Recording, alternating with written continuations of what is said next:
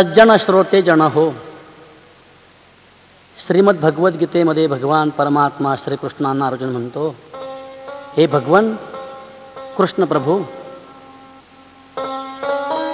शहाणी माणसं वेड्यासारखी का करतात हो? अथकेन प्रयुक्तोयम पापम आचरती पुरुषः अनिच्छन्नपि वार्ष्णेय बलादिव नियोजितः. हे देवा ऐसे कैसे ज्ञानियाची मती भ्रंशे, मार्ग सांडवणी आणारीशे चालत देखो. चांगल्या माणसांची मती भ्रंशित का होत? शहाणी माणसं वेड्यासारखी का वागतात? सज्जनाला दुर्जनत्व काय? अशा एक ना अनेक प्रश्नाचं उत्तर भगवान पुढे देत आहेत. काम येश क्रोध येश रजोगुण समुद्भवम महाशनो महापापमा विद्येन मिह वैरिणम. हे अर्जुना, काम क्रोधाच्या आश्रयानं सज्जनाला दुर्जनत्व येतं. सज्जन वाममार्गी बनतो, सज्जन गैरवर्तनी बनतो, सज्जन गैरव्यवहारी बनतो. हे जे प्रबोधन मी आपल्या पुढे गीतेतलं मांडतोय, याचं एकमेव कारण असं आहे की अशीच काहीशा अर्थाची एक प्रबोधन कथा मी आपल्याला आज ऐकवत आहे. ती कथा आहे एका दुर्दैवी आईच्या सुपुत्राची, रघुची, अर्थात एका गिरण बाबूची. आणि ती कथा ऐकण्यासाठी आपण आता त्याच्याच गावाला जाऊया. चला, त्याच्या गावी आज जत्रा आहे, त्याच्या गावी आज उरूस आहे. आनंदानं गावाला उधाण आलं. गाव पंढरी सजली आहे त्याची. कावळ्यानं कावकाव केली, पाखरानं किलबिलाट केली, पाखरानं किलबिलाट केली, कोंबड्यानं आरवणं केलंय, बांग दिली. कोंबड्याचं आरवणं, पाखरांची किलबिलाट, कावळ्याची कावकाव, हे सार काही पहाटे जणू काय गाव पंढरीला आणि गावकऱ्यांना निमंत्रण देते. अरे जागा हो, जागा गावकऱ्या हो, जत्रा यात. पण सज्जन हो, सज्जन हो, त्या उरुसामध्ये, त्या उत्सवामध्ये, त्या उत्साहामध्ये ज्याची मी कथा सांगणार आहे ना, तो रघु नाही आहे हो, तो रघु नाही आहे. हीच कथा, जत्रेला रघु का आला नाही, त्याला त्याच्या सज्जनत्वाला दुर्जनत्व कसं प्राप्त झालं, तो वाममार्गी कसा गेला, गैरमार्गी कसा गेला. अशा त्या भोळ्या भाळ्या सरळ मनाच्या लाडक्या जनाच्या कर्तबगार सूर्याच्या जीवनाची कथा मी आपल्या पुढे मांडतोय. ऐका तर. रघु अर्थात कथा गिरण बाबूची आई, भाग दुसरा.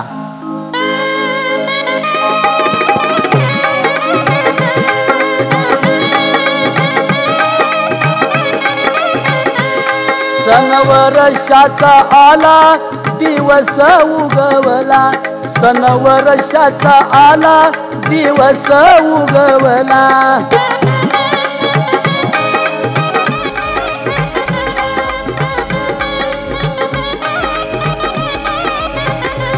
कावळा कावकाव बोलला, हवा पाखरांचा गेला, कोंबडा आरवला. कावळा कावकाव बोलला, हवा पाखरांचा गेला, कोंबडा आरवला. सारा गाव जागा झाला,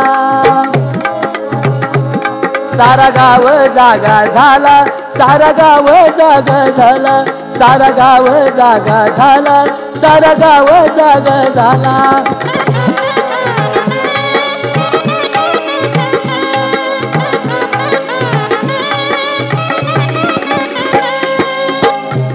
गाव देवाची जत्रा, गाव देवाची जत्रा, लेकी आल्या माहेराला, लेकी आल्या माहेराला.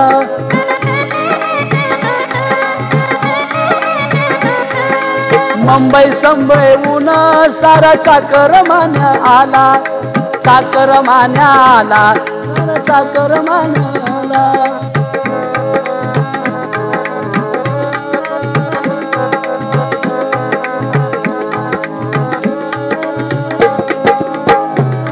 सदुर घुमई तर दोघं मुंबईला गेलं होत.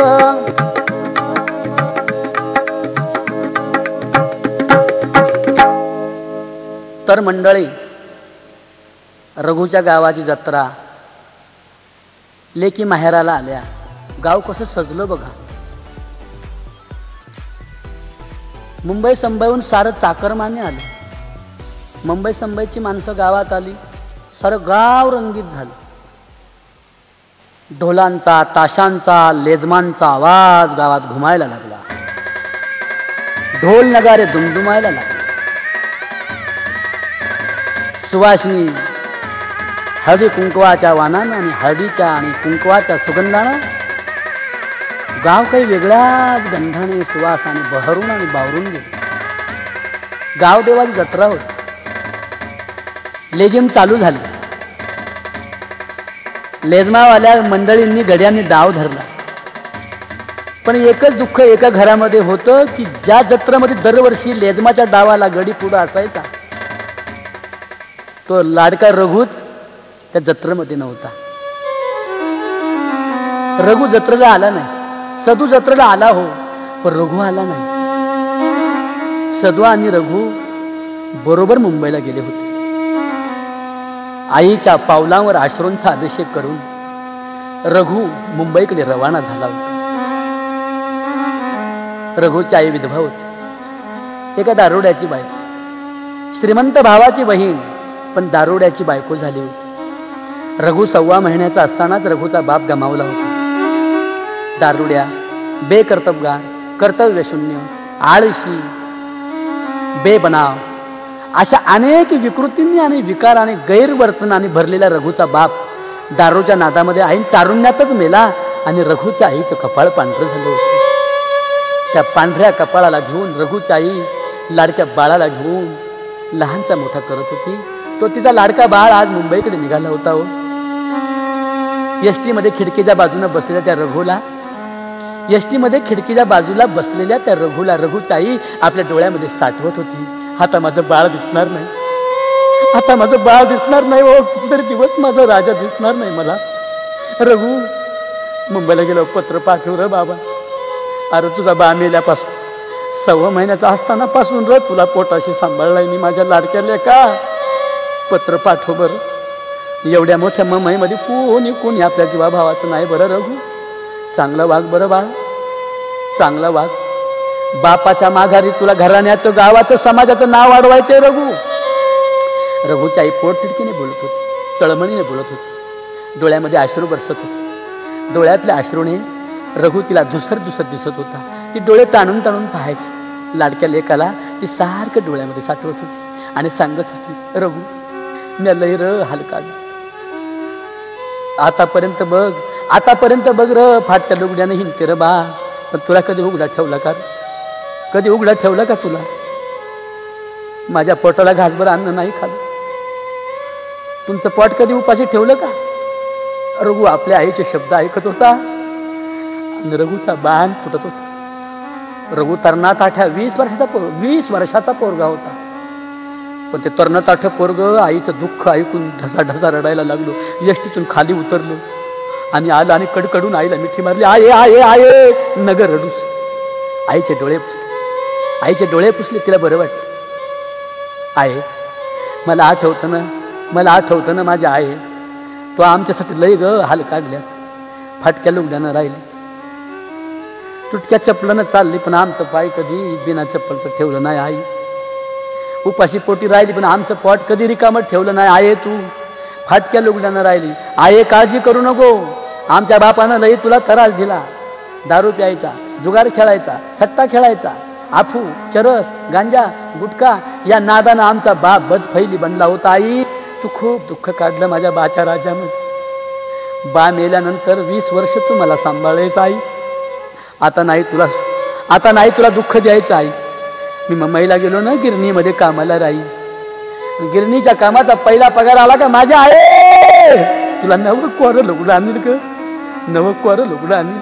रघु बोलता बोलता ढसा रडत होता. आई आणि मुलगा, माय लेकरांचं मिलन, प्रेमाचं मिलन. कितीतरी वेळ रघु आणि आई रडत होती. एसटीने आवाज केला, एसटीचा हॉर्न वाजला, एसटी चालू झाली. रघु पटपट एसटीमध्ये चढला. आईला हात पालवत एसटीत डोळे पुसत रघु मुंबईकडे गेला. गाडी लांब दूर गाडी गेली. त्या आईचं वेडं मन त्याला हात पालवीत होतं आणि म्हणत होतं, राग्या जीव लाव र बा तब्येतीला, जीव लाव र बा तब्येतीला, जीव लाव र बा तब्येतीला. गाडी निघून गेली.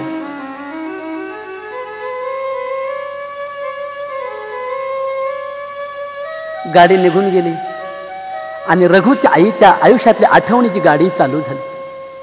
माझं पोरग बाई काय चांगलं बोलून गेलं ग मुंबईला, मला लुगडं आणीन म्हणलंय. रघुच्या आईला रघुच्या लहानपणची आठवण झाली. काय बाई रघु हट्टी होता, किती त्रास द्यायचा बाई मला.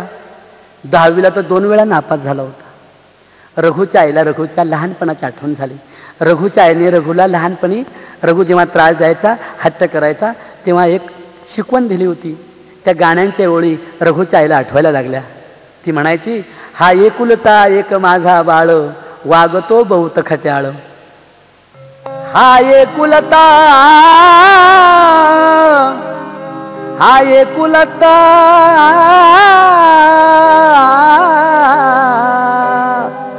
माझा बाळ, वागतो बहुत खट्याळ. हा एकुलता एक माझा बाळ, वागतो बहुत खट्याळ.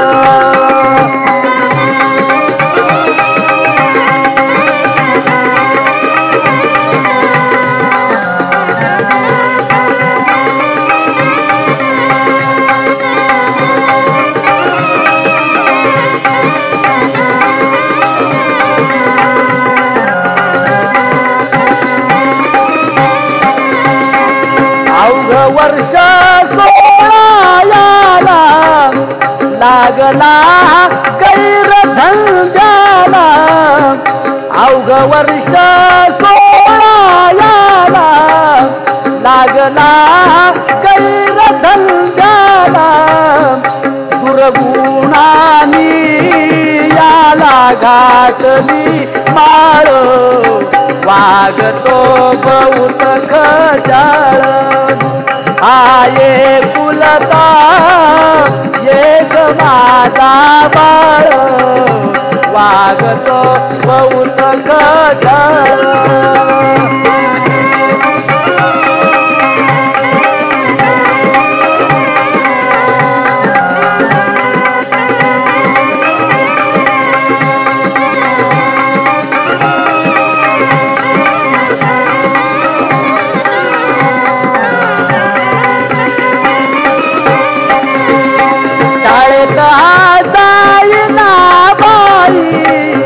एका वर्गात वाऱ्यालई, शाळेत हा जाईना बाई. एका वर्गात वाऱ्यालई, बाई अकलत, बाई अकलत निघे याच्या दिवाळ, वागतो बहुत खट्याळ. हा एकुलता एक माझा बाळ, वागतो बहुत खट्याळ.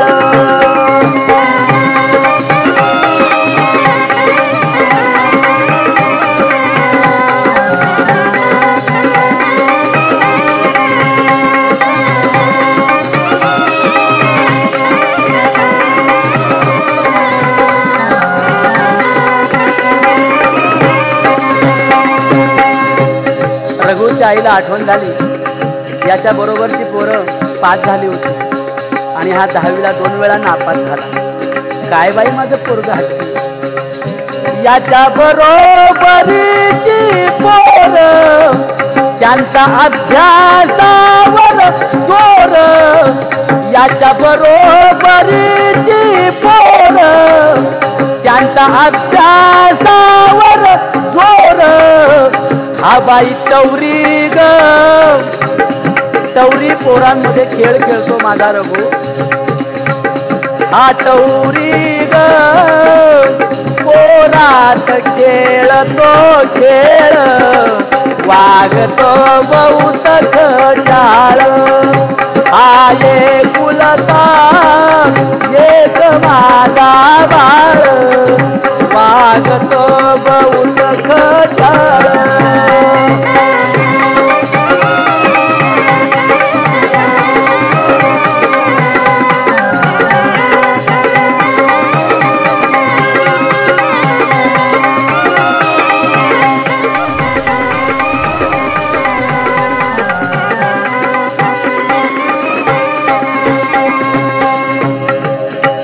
रघूच्या आईने रघुला किती वेळा तेव्हा शिकवलं होतं. रघुच्या आईला आठवण झाली, बाईने अडाणी असून माझ्या पोराला शिक्षणाची प्रेरणा दिली. तिला स्वाभिमान वाटला. 10वी पास का होईना माझा मुलगा 2 वेळा नापास होऊन तिसऱ्यांदा पास झाला म्हणून आज मुंबईला गेला. तिला मोठा आनंद झाला, उत्साह वाटला. अडाणी बाईने पण लाडक्या लेकाला प्रेरणा दिली शिक्षणाची. शिक्षणाची उंची वाढली की विचाराची उंची वाढते. ती म्हणाली होती, वेळ अजून गेली नाही, वेळ अजून गेली नाही,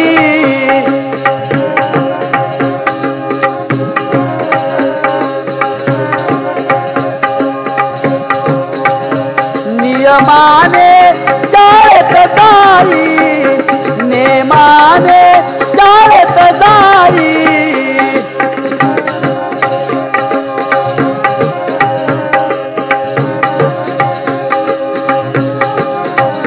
बाळा शिक्षण हे करील तुझा प्रतिपाळ, बाळा शिक्षण रे करील तुझा प्रतिपाळ, वागतो बहुत खटळ, हा एकुलता एक माझा बाळ, वागतो बहुत खटळ.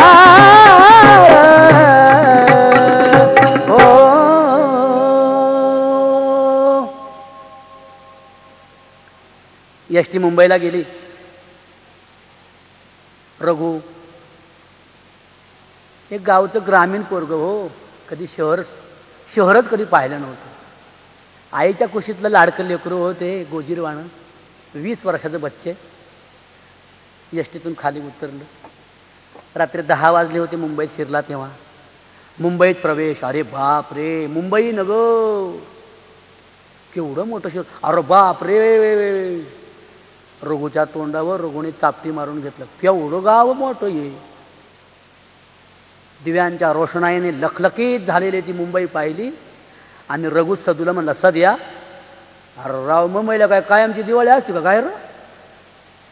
सगळीच रोषणाई, दिव्यांची रोषणाई, गाड्यांचा खडखडाट, माणसांचा गजबजाट, यंत्रांचा थडथडाट आणि ही सारी लखलखलेली मुंबई पाहून रघु खिनभर गावचं दुःख विसरला, आईला विसरला आणि मोठा हर्षून गेला. मुंबई पाहिली, मुंबई पाहिली, मोठा आनंद झाला. कधीतरी लहानपणी शाळेत असताना मुंबईचं गाणं त्यानं ऐकलं होतं. रस्त्याने चालता चालता नातेवाईकाचं घर शोधायचं होतं. दोघे सदू आणि रघु मित्र बरोबर चालले होते. बॉम्बे सेंटरवरून त्यांना घोडपदेवला जायचं होतं. काप्रेश्वरच्या मंदिराच्या परिसरामध्ये कुठंतरी त्याचे गाववाले राहत होते. बाजूला कॉटन ग्रीनचा पूल आहे, पलीकडे रामाचं मोठं मंदिर आहे. अखंड हरिनाम सप्ताहाने ते गजबजून जात आहे. सगळं त्याने लिखाण करून आणलं होतं. मुंबईचं नगर, फेरबंदर, कॉटन ग्रीन, घोडपदेव, भायखळा, चिंचपोकळी या परिसरामध्ये कुठंतरी गाववाले राहतात, त्यांना शोधणार होता. आणि जाता जाता शोधता शोधता मुंबई नगरीचं गाणं लहानपणी ऐकलेलं तो गुणगुणू लागला. पुणं झालं जुनं साताराची रे बंदी, कोण्या हौशानं रचिली मुंबई पाण्यामध्ये. लहानपणी कोण्यातरी शाहिराच्या मुखातून ऐकलेलं गाणं तो आळवू लागला, गुणगुणू लागला.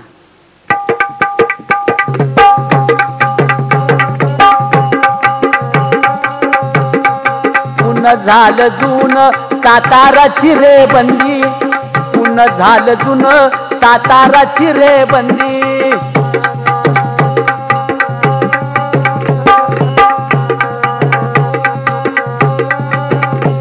कोणी हौशानं रचिली मुंबई पाण्यामध्ये, ओ मुंबई पाण्यामध्ये, कोणी हौशानं रचिली मुंबई पाण्यामध्ये, हो मुंबई पाण्यामध्ये, हौशानं रचिली मुंबई पाण्यामध्ये, हो मुंबई पाण्यामध्ये, कोण्या हौशानं रचिली मुंबई पाण्यामध्ये, हो मुंबई पाण्यामध्ये.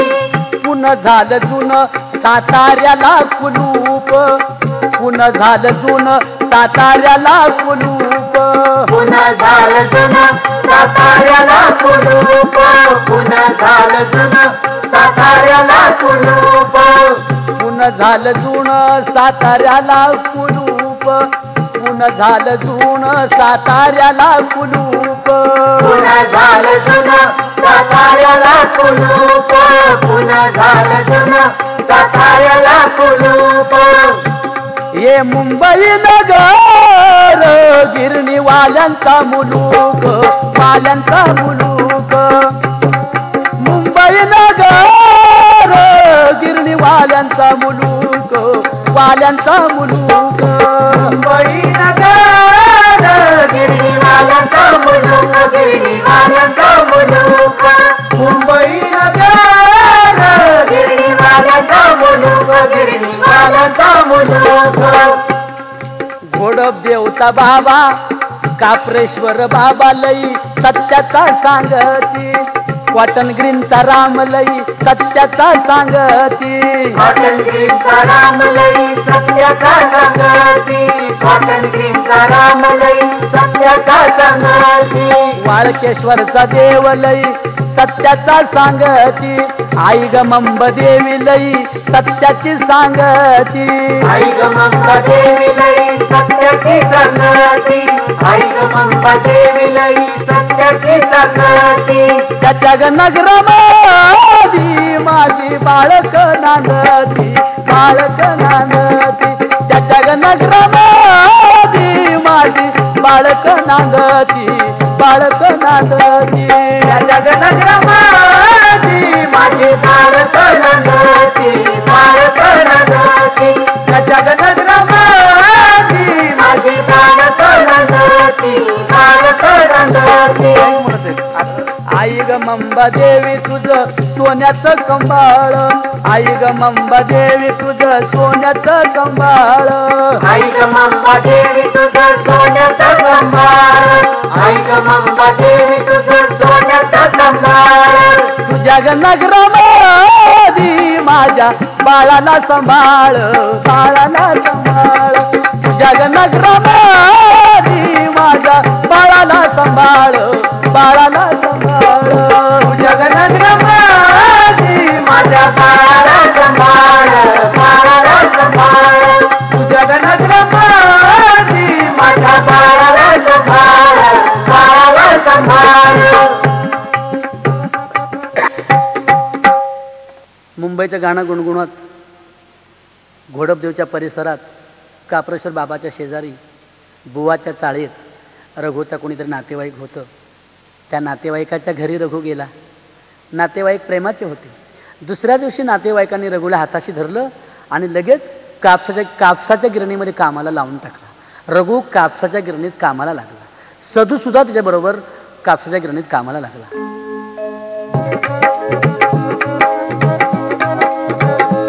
कापसाच्या गिरणीमध्ये संग कामाला राहिलं होतं. सदू जत्रेला आला होता. रघु येणार काही नव्हता. असा निरोप त्याचा ऐकता आई बोलली रडता रडता.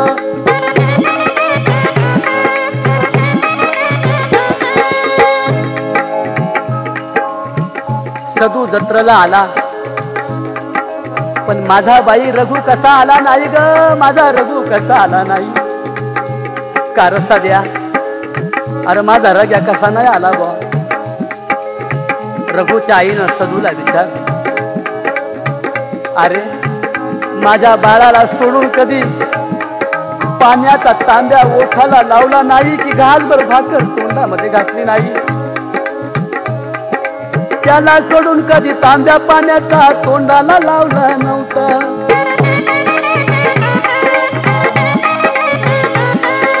त्याला सोडून कधी तांब्या पाण्याचा म्या ओठाला लावला नव्हता.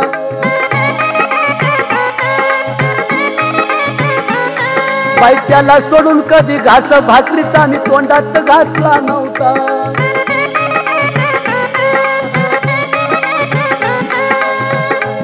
पोर नाही आलं गावा लई दुःखी झाली म्हणा. लई दुःखी झाली म्हणा.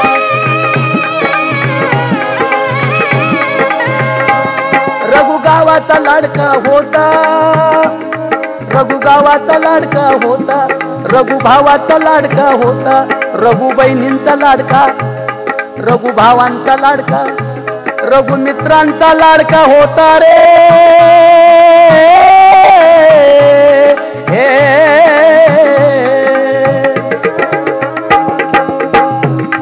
रघु साऱ्या गावाचा लाडका होता, बहिणींचा लाडका, मित्रांचा लाडका, भावांचा लाडका, रघु गावाचा लाडका होता।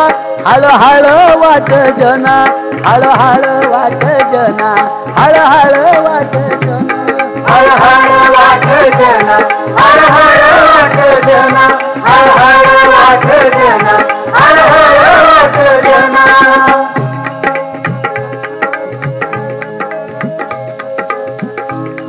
एकुलता एक होता तिच्या काळजाचं घर,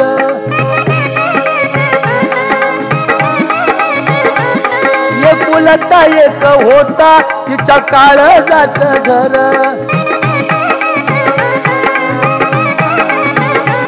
गेली जत्रा उदास, गेली जत्रा उदास रे ओ।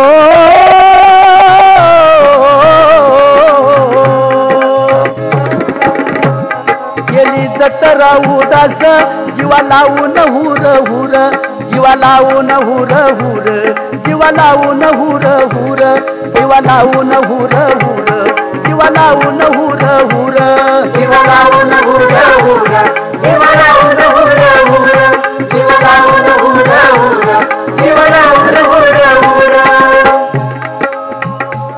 दिवसा मागून दिवस असं 6 महिने गेलं, एवढ्या काळामध्ये मुंबईला काही घडलं। गिरणीच्या साहेबाशी रघुचा तंटा झाला, गरीब कामगारांसाठी त्याने न्याय मागितला। रघु मुंबईला गेला,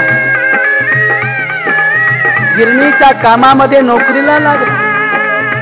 रघुचा नोकरीचा पहिलाच दिवस, गिरणीमध्ये शिरल्याबरोबर कामगार पाहिले, अरे अरे अरे अरे, नाका तोंडात कापूस जाऊन, नाका तोंडात कापूस जाऊन कामगारांना क्षय झाला होता, टीबी झाली। अशक्त झालेला कामगार पाहून रघुचे डोळे पाणावले। हे कामगारा, काय तुझी अवस्था झाली रे, काय तुझी अवस्था झाली। रघुच्या डोळ्यामध्ये अश्रूंचा पाऊस बरसला, केळीच्या पानासारखा थरारला आणि संतापानं त्याचे डोळे लाली लाल झाले। एवढे साहेब, दुसऱ्या दिवशी रघु कामावर आला आणि आल्याबरोबर साहेबाच्या कॅबिन मध्ये शिरला आणि साहेबाला विचारलं, साहेब कामगारांच्या जीवावर मजा मौजा मारता, तुमची पोरं कामगारांच्या जीवावर लंडनला अमेरिकेला शिकायलाय। बंद काचेच्या गाडीतून आणि बंद काचेच्या महालामध्ये साहेब तुम्ही कामगाराच्या जीवावर राहता ना, कामगाराच्या जीवावर राहता ना। तो माझा कामगार टिफिनाने क्षयानं व्यापून गेलाय हो साहेब। साहेब तुम्हाला सांगतोय, साहेब तुम्हाला सांगतोय। रघुन लाल झाला, रघु संतापला होता। रघुच्या डोळ्यापुरता साहेब म्हणजे भूतासारखा, सैतानासारखा दिसत होता साहेब। साहेब उद्याच्या उद्या कामगारांची सोय करा, त्यांना औषधोपचाराची सोय करा आणि त्यांना राहण्यासाठी पुनर्वसनाची घरं बनवा साहेब, नाहीतर या रग्याची घाट आहे। असा साहेबाला रग्यानं जाब विचारला। साहेब आश्चर्यचकित झाला आणि वॉचमॅनला विचारला, रे कौन है, कौन ये बच्चा है रे, कौन बच्चा है, इसको जरा देखो। एवढ्या काळामध्ये मुंबईला काही घडलं, मुंबईला काही घडलं।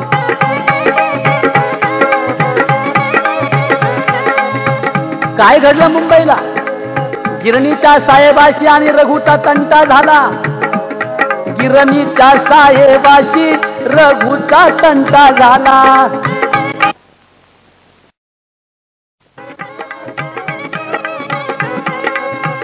गरीब कामगारांसाठी न्याय मागितल्यामुळे गिरणीचा साहेब रघुवर रागावला. गरीब कामगारांवर साहेब करीतो अन्याय, साहेब करीतो अन्याय. ऐका पुढील अध्याय, रघुन केलं काय, रघुन केलं काय, रघुन केलं काय, रघुन केलं काय, रघुन केलं काय, रघुन केलं काय, रघुन केलं काय.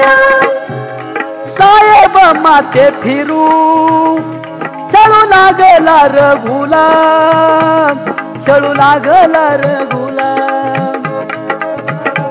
रागाच्या भरामधी साहेब बेदम मारिला, साहेब बेदम मारिला. रघुन साहेबाला बेदम मारलं, कारण साहेब रघुला छळायला लागला. रघु गावचा होता, दांडगा होता, रानवट होता, तब्येतीने सशक्त आणि सुदृढ होता. त्याला अन्याय सहन होत नव्हता आणि म्हणून त्यानं साहेबाला एक दिवस बेदम मारला. परंतु साहेबाला ज्याच्यासाठी मारलं ते कामगार सुद्धा रघुवर उलटले होते. मुंबईच्या नगरीमध्ये रघुच्या जीवाभावाचं कोणी माणूस नव्हतं, कोणी माणूस नव्हतं हो.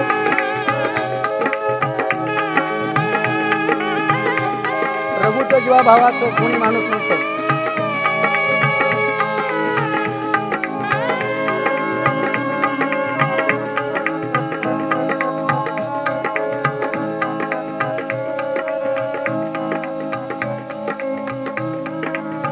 मुंबईच्या नगरीमध्ये जीवाभावाचं कोणी माणूस नव्हतं.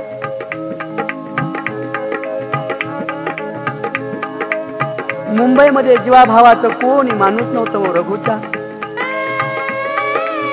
रघुवर साहेबांना अन्याय केला, मरणाचं काम सांगितलं. उचला साचलीच्या कामानं रघुला सुद्धा क्षय झाला हो, रघुला सुद्धा क्षय झाला. रघु सुद्धा टीबीचा पेशंट बनला आणि साहेबाला मारल्यामुळे रघु भांडखोर म्हणून प्रसिद्ध झाला. मुंबईमध्ये असलेले नातेवाईक त्या पोरांना सांगत, त्या रग्याला घरी आणू नका, रग्याला घरी आणू नका, घरी आणू नका, त्याला मारामाऱ्या करतोय. लेकानं साहेबाला मारलं. अरे ज्याच्या जीवावर जगतो त्या साहेबाला मारल्यावर पोटभर चळवय आपली. बाया बापड्या बोलायला लागली, लोक बोलायला लागली पोरांना, रग्याला घरी आणू नका. लई भांडखोर असा त्याचा बोल बाला झाला, त्याचा बोल बाला झाला. दुसऱ्याच्या जीवासाठी रघु बदनाम झाला.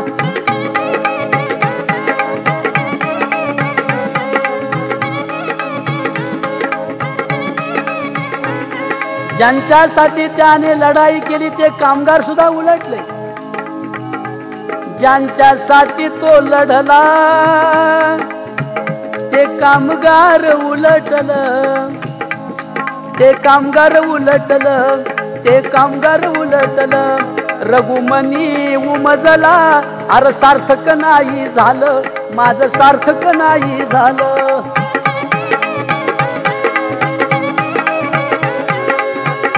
कोणी जेवायला ठेवीना, कोणी राहायला ठेवीना.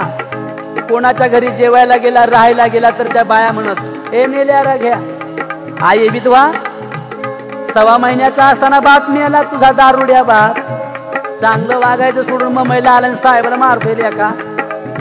ए इथून वळकटी उचल तुझी, आमच्या घरी येऊ नका बाबा, आमच्या पोरासनी कामावून काढून टाकत्याली. रघुला कुणी व जेवायला ठेवीना, कुणी राहायला ठेवीना. रघुवर जुलूम झाला, ओ जुलूम झाला. रघु अन्याय झाला, रघु निराधार झाला, रघु निराधार झाला. कोणी ठेवीना राहायला, कोणी ठेवीना जेवायला. ऐका पुढील कथेला, रघु निराधार झाला रे, झाला रे रघुनिराधार झाला रघुनिराधार झाला रघुनिराधार झाला रघुनिराधार झाला रघुनिराधार झाला रघुनिराधार झाला रघुनिराधार झाला रघुनिराधार झाला मरणाचं काम साहेब सांगतो रघुला अरे मरणाचं काम साहेब सांगतो रघुला गावदेवाच्या जत्रेला रजा नाही दिली त्याला गावदेवाच्या जत्रेला रजा नाही दिली त्याला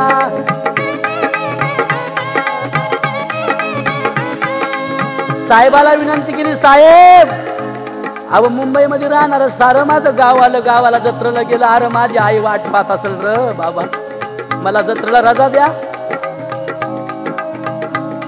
पण कामगारांसाठी न्याय मागितल्यामुळे कामगारांसाठी नवी घरं द्या कामगारांच्या औषधोपचाराची सोय करा असा साहेबाच्या विरोधात रघु गेला तरी सुद्धा कामगार उलटले नातेवाईक उलटले रघु निराधार झाला आणि साहेब सुद्धा छळू लागला आणि म्हणूनच रघुला गाव देवाच्या जत्रेला रजा मिळाली नाही हो रजा मिळाली नाही कंटाळून गेला अहो कंटाळून गेला नको नको जीव झाला कंटाळून गेला नको नको जीव झाला कंटाळून गेला नको नको जीव झाला एवढ्या मोठ्या मुंबईत हो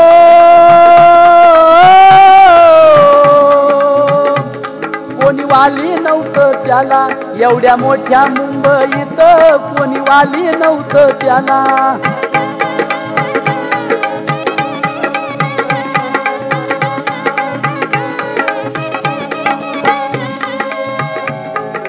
लेकरू माझं गेलं बाई मुंबईला लेकरू माझं गेलं बाई मुंबईला मला गरिबी घालवायची म्हणला मला गरिबी घालवायची म्हणला आई मी जातो पैसे कमवायला 6 महिने जाऊन झालं त्याला पैसे लई बांधला असतील कमरला नव लुगडं आणतो म्हणला मला कापड चोपडं घेऊन येतो बहिणीला लेक माझा पैशावाला झाला असत माझा लेक पैशावाला झाला असत बाई साऱ्या गावातली पोरं जत्रेला आली ग पण माझा रघु नाही आला एखाद्या येळेला त्याला माझी गरिबी घालवायची असं त्याचा बाप मेला तेव्हा अवघा 6 महिन्याचा माझा रघु होता 6 महिन्याचा त्यानं सारे माझे हाल पाहिले लोकांची धुनी बांधी केली लोकांची घरं सारवली तळहाताच्या फोडाप्रमाणे माझ्या लाडक्या रघुला मी जपला आणि म्हणूनच माझा रघु वर्षभर गावाला आला नसल बाई आता मात्र तो माझा रघु गावाला बोलवायचा आहे मला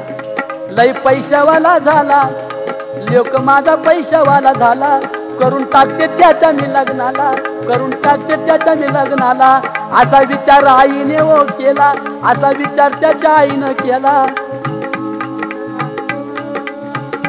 माझ्या लेकाचं लगीन करायचं कर्नाटाटा भोपळ्यासारखा माझा रघु नवरदेव झाल्यावर घोड्यावर बसल काय बाई सुंदर दिसल माझा मुलगा रघुच्या आईला आनंद झाला पण रघुचं मुंबईला काय चाललंय ते रघुच्या आईला माहित नाही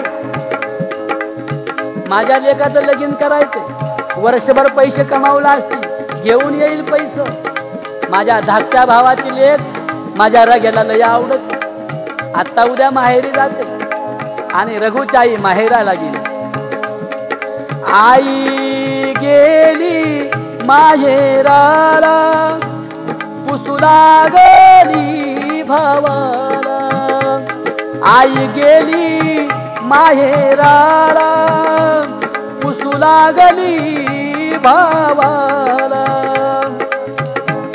लेक लाडकी तुझी रे दे तू माझी या बाळाला लेक लाडकी तुझी रे दे तू माझी या बाळाला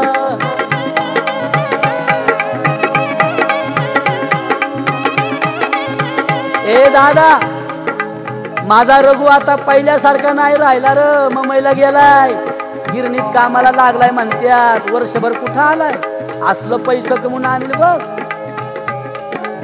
भाचा मुंबईवाला झाला भावाला आनंद झाला, मामाला आनंद झाला. आता माझ्या भाच्याला लेख द्यायची, थाटामाटानं लगीन उरकून टाकली, देतो बार उडवून. आणि म्हणून मामानं सुपारी फोडलेली आहे. भाचा झाला पैसेवाला, झाला आनंद मामाला.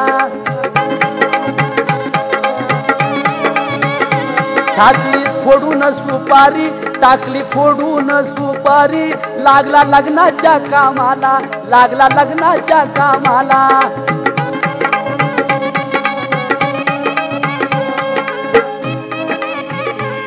त्याच्या आईला आनंद झाला. आनंदाच्या भरामध्ये भावानं माझ्या रघुला मुलगी दिली, तिला आनंद झाला. पण आनंदाच्या भरात भावाला टोमणा मारून गेली. अरे दादा, माझा नवरा मेला, 18 विश्व दारिद्र्यानं पिडली, लेकरं बाळ एकटीनं सांभाळली, लोकांची दुनी भांडी करून दादा माझ्या गावावरून जायचा रे, मोटर गाडीचा धूर उडवीत, पण माझ्या घराला नाही आला रे. ती म्हणाली, गावावरून गेला, घराला नाही आला, कोणाच्या गोष्टीचा माझ्या बंधूला राग आला. ती जात्यावर गाणी म्हणायला म्हणते, जाता जाता गुणगुणत गेली.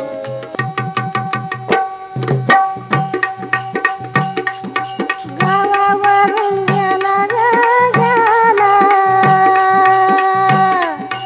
गावावरून गेला गेला, घराला नाही आला ग यशोदाबाई, घराला नाही आला ग यशोदाबाई. कोणत्या गोष्टीचा ग गोष्टीचा,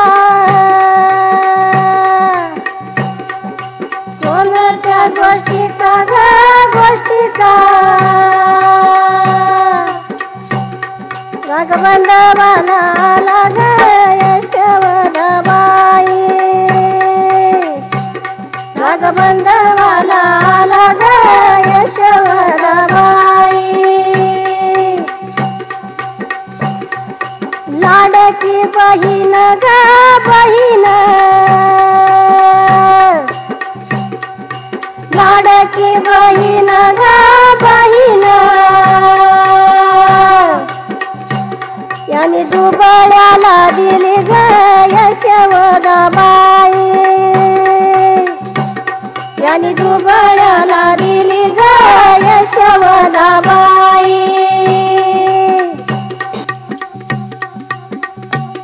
लई दैना तिची झाली ग झाली, नाही फिरून पाहिली ग यशोदाबाई, नाही फिरून पाहिली ग यशोदाबाई,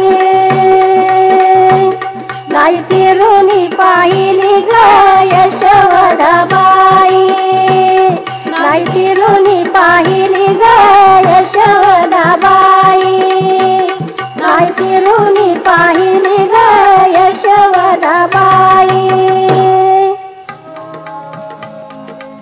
रघुच्या लग्नाची तयारी थाटामाटात तिने सुद्धा केली. घर सारवलं, अंगण सारवलं, दारं सजवली, घरदार कसं आरशासारखं लखलखीत बनवलं. दारापुढे बोहला रोवला, जात रोवलं, शेजारनी पाजारनी सुवासनी बोलवल्या. आणि 1 महिनाभर अगोदरच रघुच्या लग्नाची तयारी म्हणून हळद फोडली आणि हळदीचा घाणा घालायला लागली. रोज जात्यावर दळण दळू लागली आणि रघुच्या लग्नाच्या हळदीची गाणी त्या सुवासिनी म्हणायला लागल्या. त्या काय म्हणत होत्या ते ऐका.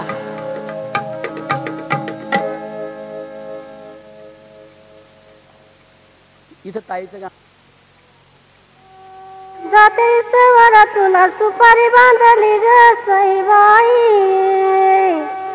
सुपारी बांधली बांधली बांधली बांधली, गळाला माझ्या नवऱ्या हळद लागली ग सईबाई, हळद लागली लागली लागली लागली, हळद गज गज पिवळी माझी त्वळी ग सईबाई, अग माझी चोळी बाई चोळी ग चोळी बाई चोळी बाळाला माझ्या बांधीते मुंडावळी ग सईबाई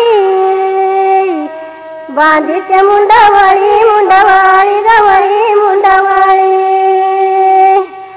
हळद गजगाजी पिवळी माझी ओटी ग सईबाई पिवळी माझी वटी बाई वटी गवटी बाई वटी बाळाला माझ्या बांधीते कपळपटी ग सईबाई अग कपळपटी कपळपटी गपटी कपळपटी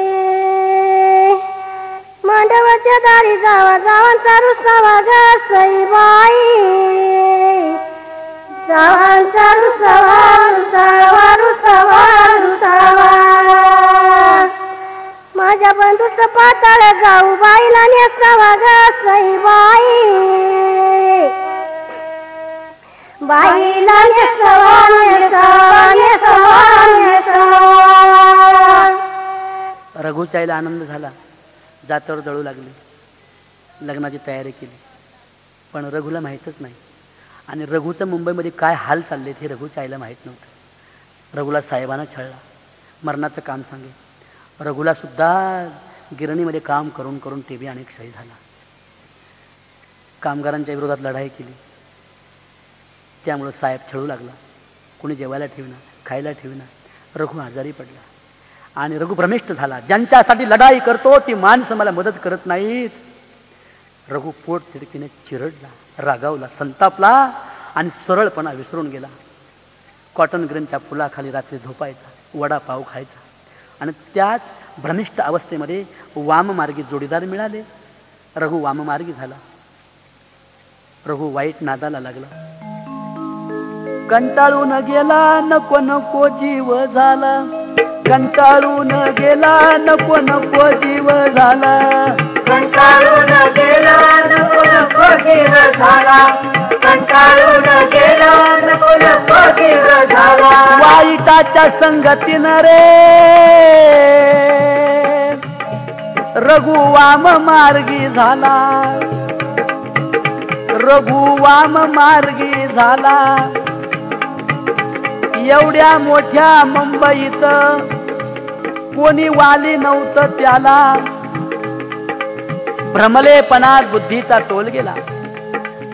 भ्रमलेपणात बुद्धीचा तोल गेला. गांजा गुटखाचा रस नाद दारूचा लागला. आड आलं तरुणपण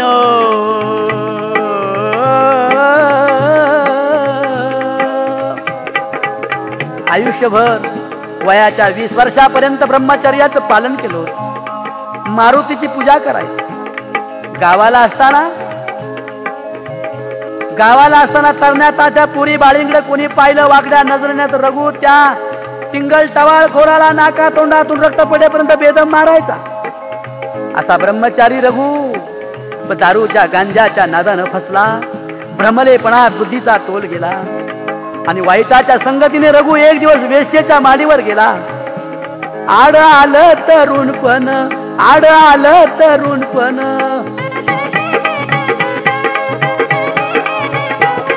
रघु वेश्येच्या माडीवर गेला आणि रघुला एड्स झाला. ओ रघुला एड्स झाला.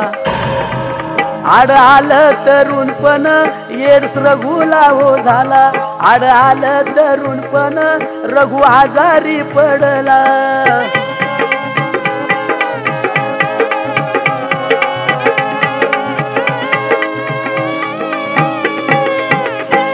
रघु आजारी पडला. रघुला एड्स झाला. जेजेच्या रुग्णालयामध्ये रघु शेवटच्या घटका मोजतोय आणि रघुच्या आईचं पत्र आलं. रघ्या अरे तुझं लगीन ठरवलंय बाबा, लगीन ठरवलंय. रघुचं लग्न. रघु अशक्त झाला होता. एड्सने जर्जर झाला होता.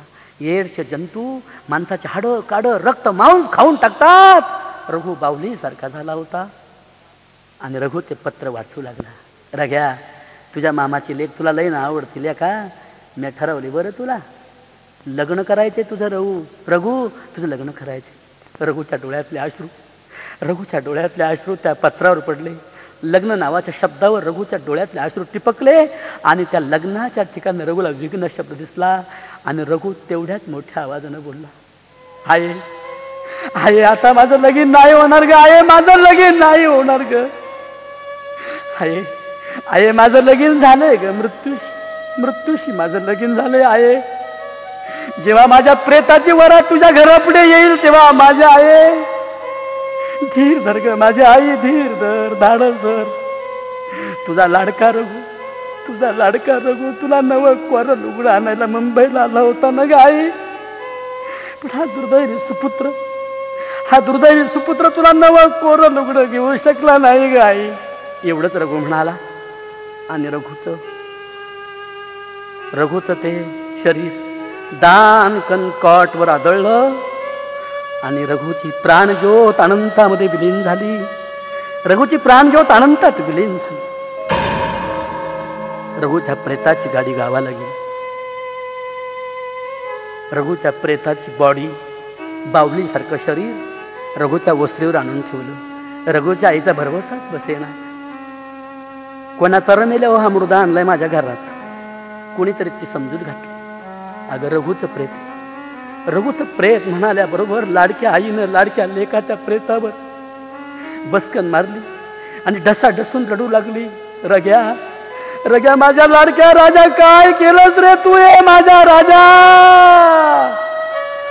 काय केलंस रे माझ्या रघु, माझ्या आंधळ्याची काठी घालवलीस काय रे रघु, तू कशाला मुंबईला गेला होतास तू.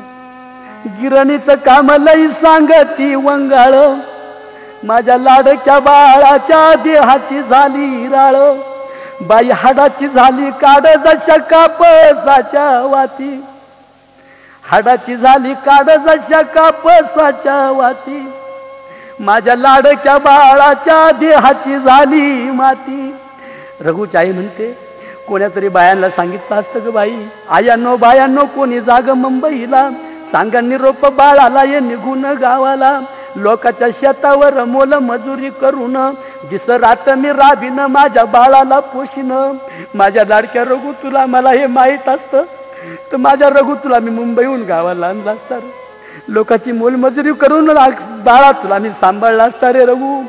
रघुची आई कितीतरी वेळ रडत होती. रघुचं प्रेत निघालं. कोण्यातरी माणसानं एक शाल आणली नवी कोरी आणि रघुच्या आईच्या हातात दिली आणि सांगितलं त्याच्या प्रेतावर टाक. तेव्हा तिला पहिल्या दिवसाची आठवण झाली. रघु मुंबईला गेला तेव्हा, रग्या, अरे माझ्या रग्या तू काय म्हणाला होतास, आहे बा मेल्यावर तू लय हाल काढलंस, बा मेल्यावर तू लय हाल काढलंस आहे. मुंबईत गेलो होती, गिरणीच्या कामात राहिला आणि पहिल्या पगारात नवं कोरं लुगडं तुला आणि म्हणाला होतास ना माझ्या रघु, म्हणाला होतास ना तू.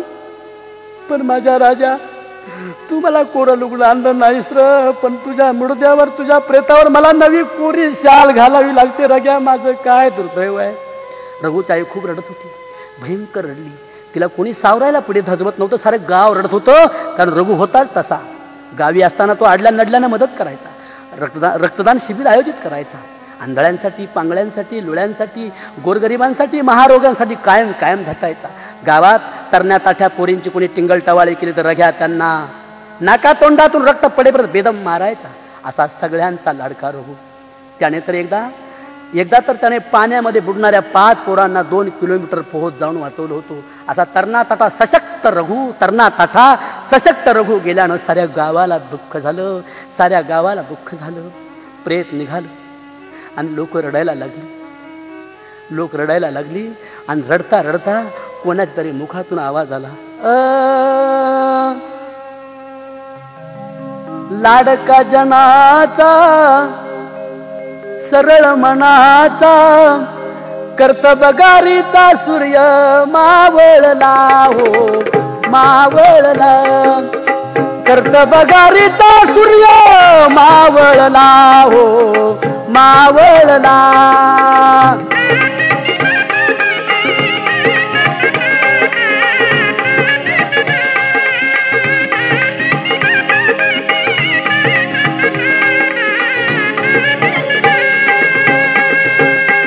रडत्याची आई कशी धाई धाई, रडत्याची आई कशी धाई धाई हंबरडा फुडी गाई वासराला हो वासराला हंबरडा फुडी गाई वासराला हो वासराला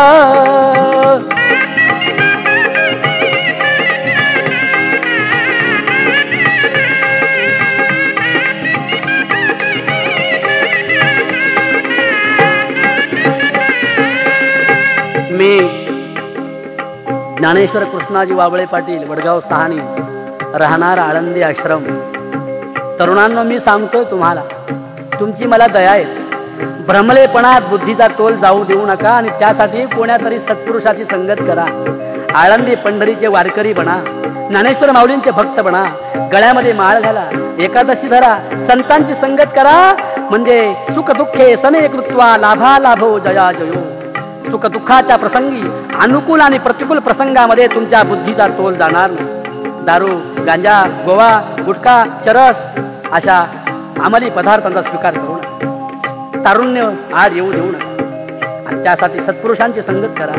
तरुणांनो मला तुमची दया येते रे, मला तुमची दया येते. येते तुमची दया जाऊ नका वाया.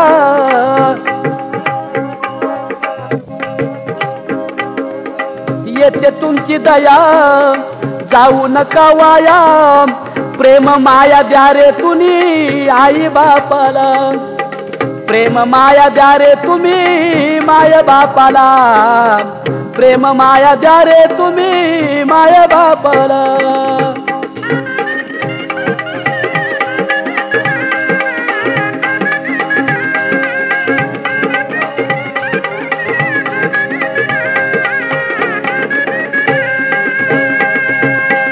वाबळे महाराज आहेत नाराज. वाबळे महाराज आहेत नाराज. वाबळे महाराज नाराज आहे. आम्ही सारे महाराष्ट्रातील कीर्तनकार मंडळी नाराज आहोत. आम्ही अनेक कीर्तनकारांनी आयुष्य पणाला लावून समाजाचं प्रबोधन मांडलंय रे. तरुणांनो तुम्हाला येड झाला. तुमच्या मृत्यूनं तुमचा तोटा होणार नाही रे बाळांनो, पण तुमच्या मृत्यूनं तुमच्या म्हातारे आई बापांना भयंकर दुःख होईल रे पोरांनो. म्हणून भ्रमलेपणामध्ये बुद्धीचा तोल जाऊ देऊ नका. वाबळे महाराज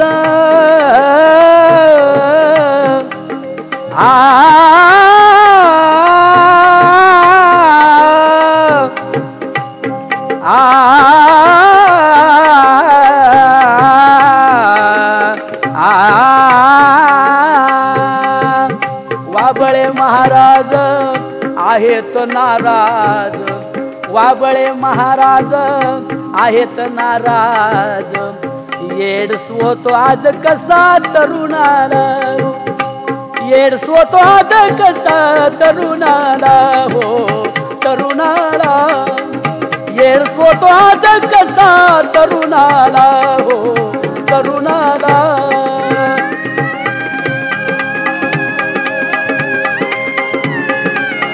तरुणांनो आणि म्हणून तुम्हाला मी रघुची कथा ऐकवली. या रघुच्या कथेचं ऐकून श्रवण करून परिपालन करा. येडच होणार नाही, व्यसनाच्या आहारी पडणार नाही. अशा प्रकारची पवित्र प्रतिज्ञा या निमित्ताने घ्या. यासाठी जेवढा पंक्ती प्रपंच केला आपण ऐकाल अशा प्रकारची भावना व्यक्त करून ही कॅसेट आपणा सर्वांच्या चरणी सादर समर्पण करतो.